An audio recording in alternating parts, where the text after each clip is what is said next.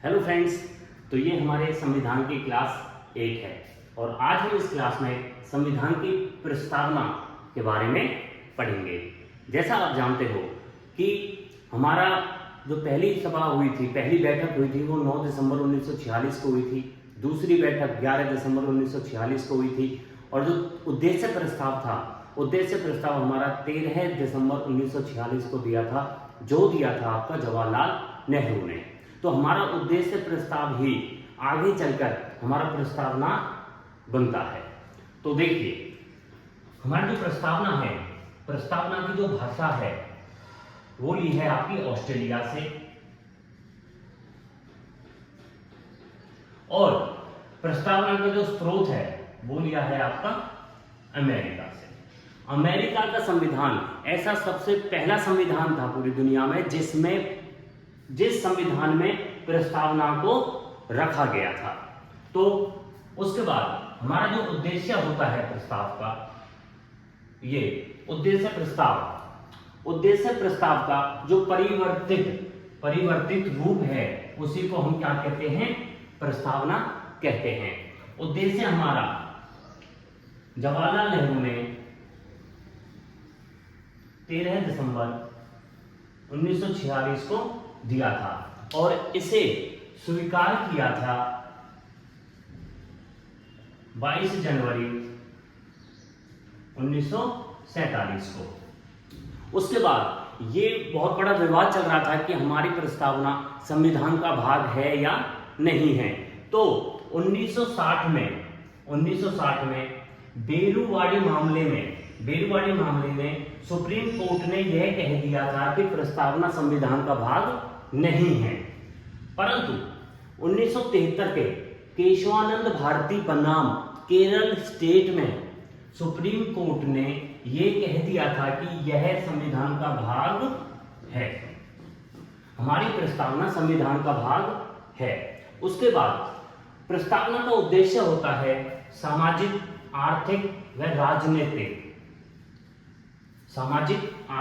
व राजनीतिक न्याय दिलवाने के लिए प्रोत्साहन करना। उसके बाद प्रस्तावना के अनुसार जो समस्त शक्तियों का केंद्र बिंदु है वो है हमारे भारत की जनता। लोगों के हाथों में समस्त शक्तियों का केंद्र बिंदु होता है।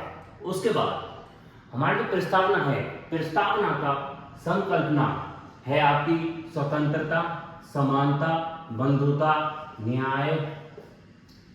उसके बाद प्रस्तावना में कुछ शब्द हैं, जैसे पहला शब्द है हमारा प्रभु सत्ता संपन्न। जैसे इसका मतलब है आपका राज्य आंतरिक व बृहद मामलों में पूरी तरह से स्वतंत्र है। मतलब हमारा देश इंटरनल व एक्सटर्नल जो मामले हैं उनमें अपना फैसला लेने के लिए पूरी तरह से स्वतंत्र है।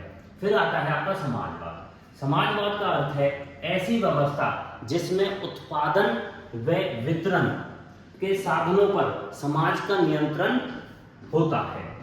फिर आता है आपका धर्मनिरपेक्ष, जिसे हम पंथ निरपेक्ष भी कह देते हैं, कि हमारे देश में सभी धर्म समान हैं, किसी भी धर्म को लेकर हमारे देश में कोई भी भेदभाव नहीं है। उसके बाद आता है लोकतंत्र। लोकतंत्र है आपका डेमोक्रेटिक, कि सरकार को सभी शक्तियां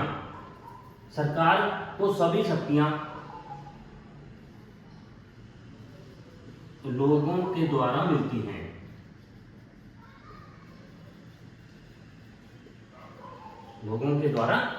हैं। फिर आता है आपका गणराज्य। पांचवा शब्द है हमारा गणराज्य। गणराज्य का अर्थ है कि राज्य का अध्यक्ष एक निर्वाचित व्यक्ति होगा। मतलब जैसे हमारा राष्ट्रपति का निर्वाचन होता है। उसके बाद अनुच्छेद 368 में यह कहा गया है कि हमारे संविधान में कोई भी संशोधन हो सकता है। तो प्रस्तावना में एक बार संशोधन हुआ है, जो हुआ था आपका 42 में संविधान संशोधन द्वारा, 42 में अमेंडमेंट एक्ट संविधान संशोधन द्वारा 1976 में 3 शब्द जोड़े। और ये 3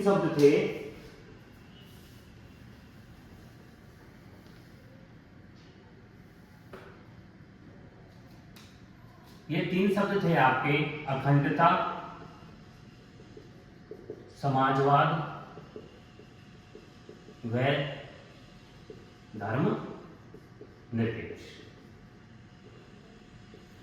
उसके बाद हमारे प्रस्तावना को बहुत लोगों ने कुछ कहा है, जैसे हिदायतुल्लाह व दास भार्गव ने संविधान की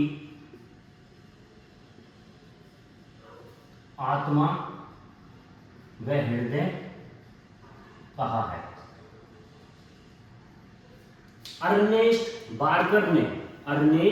बार्गर ने प्रस्तावना को संविधान की कुंजी कहा है। के.एम. मुंशी ने प्रस्तावना को संविधान का हॉरोस्कोप कहा है।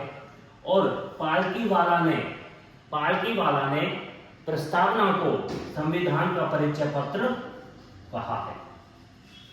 तो फ्रेंड्स, ये हमारी संविधान की क्लास 8 थी, जिसमें आज हमने संविधान की प्रस्तावना को किया था। Thank you.